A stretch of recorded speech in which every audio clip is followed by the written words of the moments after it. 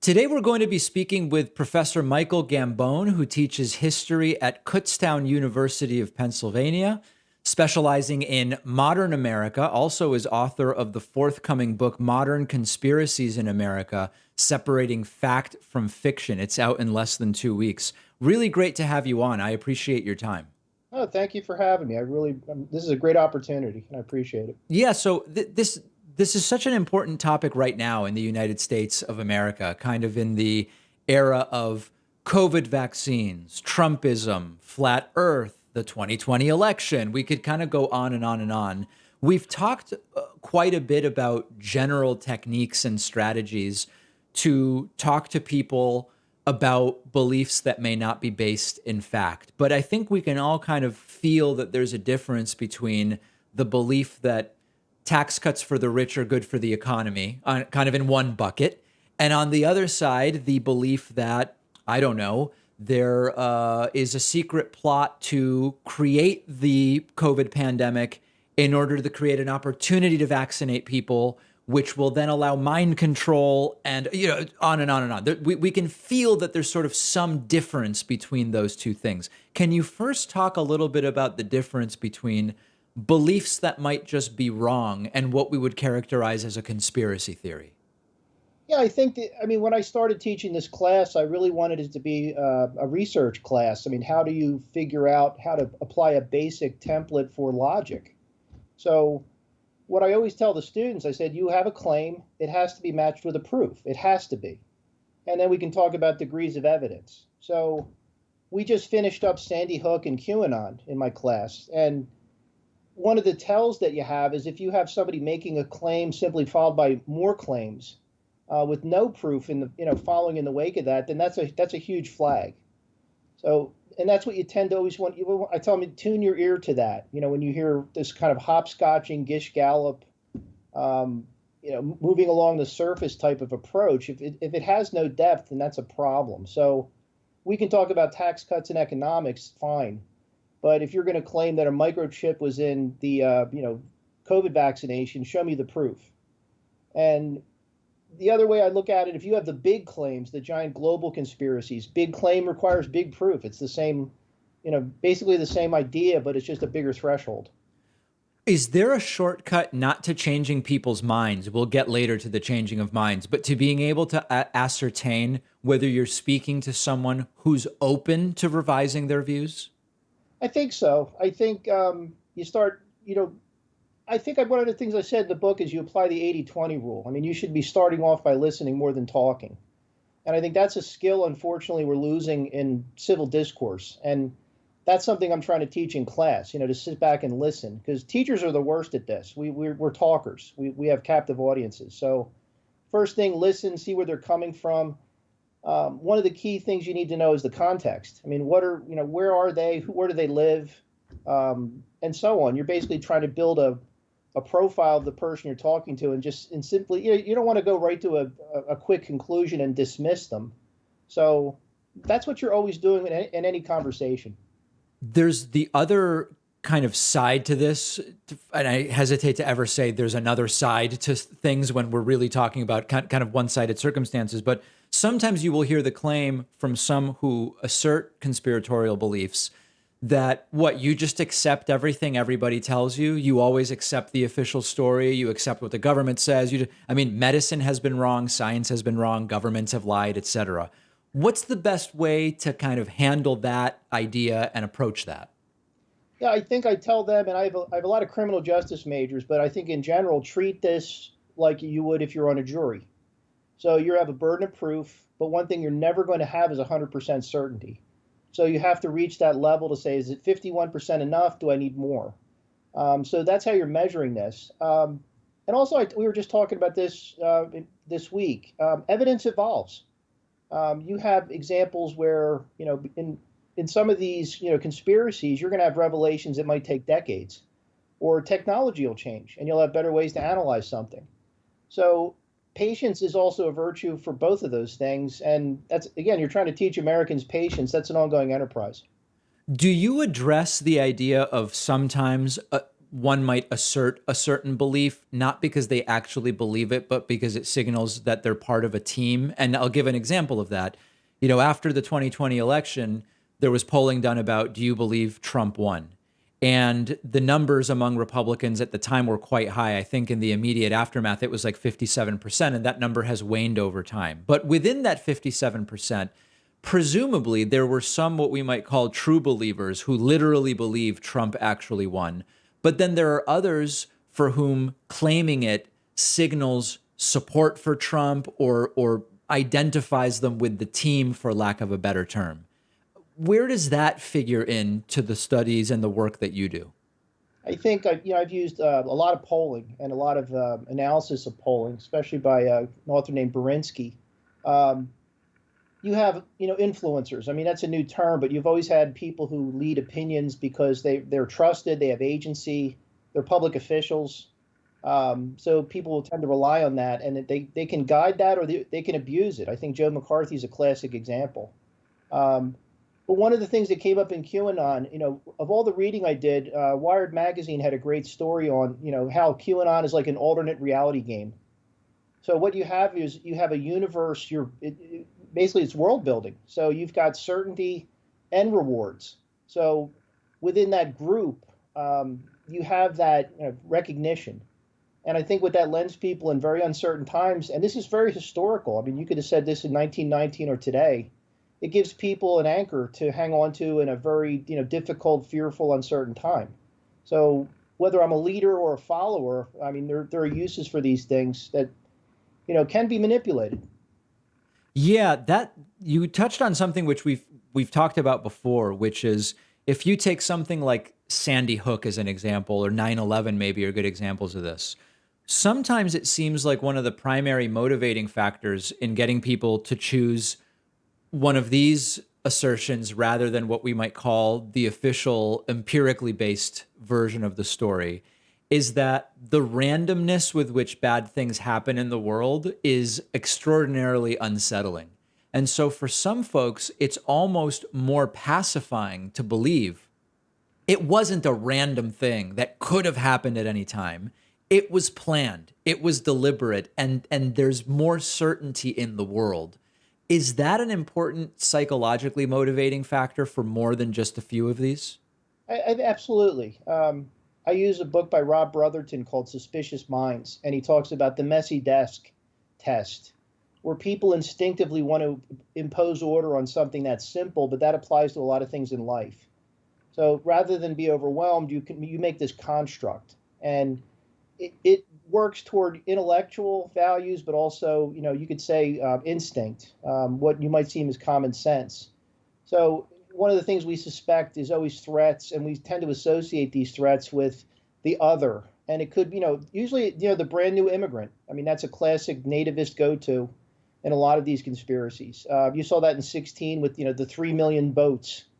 It's a constant drumbeat, even during COVID. Who's bringing COVID? Well, these other people, them. That's why when I first started the class, I looked at the protocols of the Elders of Zion. And it's amazing how that keeps coming back in different forms, but it's basically the same thing.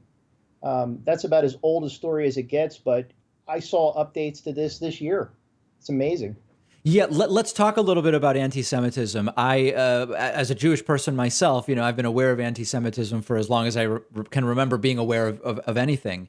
And a lot of the modern conspiracy theories, sometimes much more subtly than others, go back to or have their roots in an anti-Semitic idea. The idea of the other bringing disease. That's a classic anti-Semitic idea from, 800, 900 years ago, at least. Globalist now often used as a sort of catch-all for wealthy Jewish men, right? When they talk about Soros, they talk about Klaus Schwab is a big one here. Can you talk a little bit about where the origins of so many of these things stemmed from anti-Semitism and whether even some of the conspiracy theorists realize that? I don't think they do, although it's been constantly pointed out.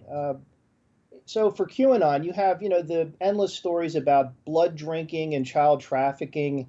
And the first thing I automatically think of is the blood libel, which goes back for centuries. So I think at the root of a lot of these conspiracies, and I think Richard Hofstadter pointed this out really well, you've got a moral judgment that you're making. You're posing a moral threat, not just a political or a social or an economic one. So you've got this group of identified outcasts that you're posing as a threat to the social order. And you can go very viscerally, in the case of QAnon, with the children. So that's a very consistent theme, of threats to children, whether it's the Middle Ages or right now. And we can always associate that with this, labeled outcast group. It keeps reoccurring because it works. It's odd to see anyone's going to argue against protecting children. I mean, it's very altruistic, but it can be very easily distorted, and it is. I saw this during the Supreme Court nomination. What do you make of flat Earth surging at a time when we have the most advanced technology we've ever had and the most sort of empirical means of ascertaining the real shape of a planet? Well, we do chemtrails in class, so it's kind of in the same ballpark. One of the common themes I see in all these conspiracies is there are always complexities. I don't know too many people who know structural engineering enough to talk about 9/11 or epidemiology since 2020. So I think in all these things, what you have with like flat Earth is a way to simplify and take back an idea that experts control. And in the meantime, what you're doing is making enormous numbers of mistakes, but you have certainty and you don't care about the complexity. You're just basically bypassing it. I love talking about chemtrails and flat Earth because my science majors lose their minds when they look at some of the basic mistakes. But that goes back to things you can look up and assert. Back to the education system and competing with the ability to oversimplify. That's kind of the tug of war you have going on with that. So now let's talk about changing minds. We've had many different conversations with experts about how do you change minds. The low hanging fruit is beating people over the head with facts is rarely effective. Showing empathy, listening a lot, as you point out, is effective. But still, we've not really found any significant shortcut. I mean, oftentimes you're talking about building a relationship with someone, not even over a period of hours, but often over days, weeks, months, or whatever the case may be. What is your sense of the most effective techniques to change minds? I'm an educator, obviously, and I've been doing this for a long time. And one of the devices I had set up was having, a group of students assert a conspiracy and a group of students debunk the conspiracy. And we're training them in basic logic, facts, but also in civil discourse. So in combination, that's where I have some hope because that's the thing you don't have really online. You have, threads where the insults break out in seconds, and that's not the way that should work. I mean, the face-to-face version of this is the better way because, outside the internet, that's the way people used to debate. You can look somebody in the eye. I think it's a very hard thing to do. I think one of the things that struck me about the recent past, shows with a sense of humor who don't take themselves too seriously, are very effective. That's what Jon Stewart proved years ago. John Oliver does that still. I mean, you can say this stuff with a smile on your face and not the dark implications of disagreement. So part of its method, part of its structure. I'm going to keep working away at it as long as I'm teaching, which is going to be for more years than now. So we'll see. When it comes to like assessing the, I'm going to use the word danger, but maybe it's not actually the right word. But when it comes to assessing the danger of widespread belief of a particular conspiracy theory, I think many of us can understand how, at least in a direct sense, there are some conspiracy theories, like, for example, the comet ping pong thing, that led to an actual shooting. Whereas for many of us, we say flat Earth, it's comparatively more benign. Some experts we've interviewed say that's true, and yet it's rare that someone believes only one of these things, and flat Earth links to something else, and it links to anti-Semitism and all these different things. So let's try to put together sort of a theory of this. We can understand the differences between the immediate impacts of some of these conspiracy theories, but how do we evaluate them on some kind of spectrum? I think one of the things I noticed with QAnon was that it was early on dismissed as lone actors, on the fringe. And I think what obviously January 6th proved a lot of that wrong. The same systems where these beliefs can overlap and combine, with whatever, media platform you have, they're also the same places that these threats can organize themselves. And that's a huge concern, because you can't really shut down social media. It's like playing electronic whack-a-mole. You can ban somebody from a platform, they'll just move to another one. So I'm really concerned after January 6th when it comes to coordinating, acting. People will move on their convictions. And like you mentioned in the polling, these aren't small numbers of people. Even if you take the tiniest percentage, you still have a lot of people willing to act on what they're doing. And that really concerns me because the treatment of this is almost like a crusade. So in my own classroom, or, I'm an election worker. I'll be at the polls in 2 weeks. I'm constantly worried about somebody showing up, to try to make sure that the election's not stolen. I've been asked that question dozens of times in 2 years. So I do have concerns. Let's talk a little bit about social media. In the book Technopoly, Neil Postman wrote that there's a sort of naivete in thinking that with any platform or technology, you can eliminate any of the bad uses of it and only be left with the sort of good. And I'm oversimplifying, but the idea that a platform, a technology comes with good and bad. And the question is finding a balance of sort of regulation and education that will maximize the good and minimize the bad. We can think about lots of great things about social media, and also it has made the spread of conspiracy theories and false beliefs rampant like wildfire. What should be a regulatory framework for some of these platforms? Oh, that's a big question. So best example I have online is a website called Metabunk, which has moderated conversations. They do have standards, and it works. But how far that could be extended and spread, throughout the entire internet, that's the problem. And I think you pointed out, I mean, where these things might appear in places you would have never suspected. The natural parenting community in QAnon, I mean, no one saw that, although you could see the elements after the fact. So it's a very hard thing to talk about, because the more you crank down on free speech, the more that you're going to have the reaction. And I think it becomes self-defeating after a point. I'm back to trying to, the education part before they log on. I mean, that's where I'm looking at. I mean, for me, the greatest immunizer to people falling for this stuff is you start teaching critical thinking and media literacy probably at age 11 or something like that. Right. Well, and judging by this course has changed since I started, back in 2016. I had 25 students. Right now I have 145. Wow.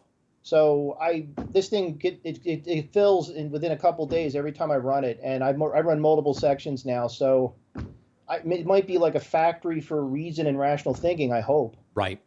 That's the dream. And the book is forthcoming in less than 2 weeks. It's Modern Conspiracies in America, separating fact from fiction. I've pre-ordered it on Amazon already. I encourage the audience to do the same. We've been speaking with the book's author, Professor Michael Gambone. Really appreciate your time today. And this was a treat, I got to tell you. Thank you.